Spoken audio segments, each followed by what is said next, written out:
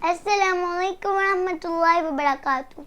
الحمدللہ رب العالمین اللہ کل حال. آپ سب ٹھیک ہوں گے, خیریت ہوں گے اب سے حفظ و ایمان سے, اور میں بھی الحمدللہ بالکل ٹھیک ہوں. آج میں آپ کو حضرت موسیٰ علیہ السلام کے بارے میں بتاؤں گی, جن کا نام بھی نبیوں میں ہے, اور ساتھ ہی ساتھ حضرت محمد صلی اللہ علیہ وسلم کے بارے میں, جو سب سے آخری نبی ہیں, جن پر قرآن پاک نازل ہوا, جن پر ہمارا ایمان ہے, جنہوں نے آ کر ہمیں سیدھے راستے کے بارے میں بتایا, دین کے بارے میں بتایا. ٹھیک ہے. اور 10 محرم کو حضرت موسیٰ علیہ السلام اور ان کی قوم کو فرعون سے فتح ملی تھی, نجات ملی تھی. ٹھیک ہے. تو آج میں آپ کو اس کے بارے میں بتاؤں گی کہ ان کی گفتگو کے بارے میں.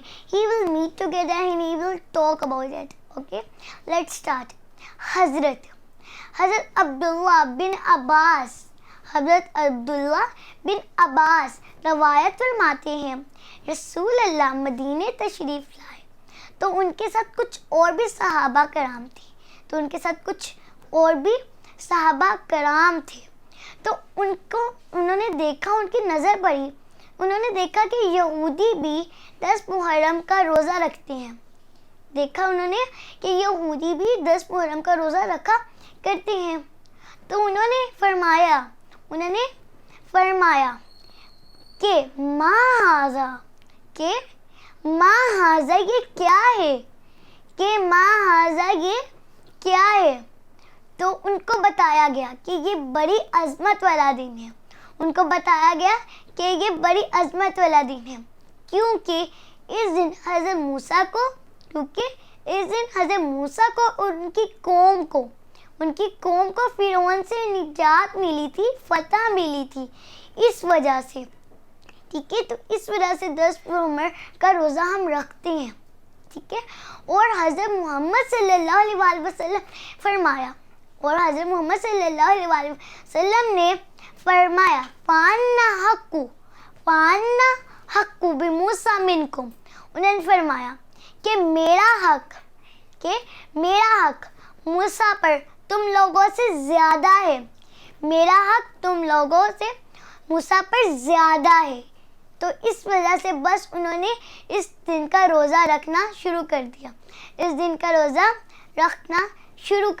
ٹھیک ہے. اور دوسرے لوگوں کو بھی حکم دیا کہ اس دن کا روزہ رکھیں. تو بس ہمیں بھی اپنے نبی کے آرڈر کو ماننا چاہیے. Follow the order of our prophet that he said to us. We follow that what he said to us. Okay. تو اب ہمیں بھی اس دن کا روزہ رکھنا چاہیے.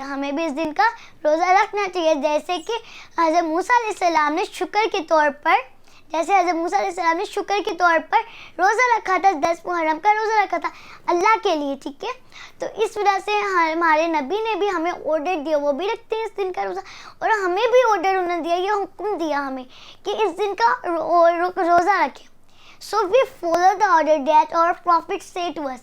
ہمیں ہمارے نبی کا آرڈر ماننا چاہیے. ٹھیک ہے. تو اب ہمیں بھی اس دن کا روزہ رکھنا چاہیے. یوم عاشوراء کا ہمیں بھی روزہ رکھنا چاہیے. ٹھیک ہے. تو آپ بھی یوم عاشوراء کا روزہ رکھیے گا ضرور.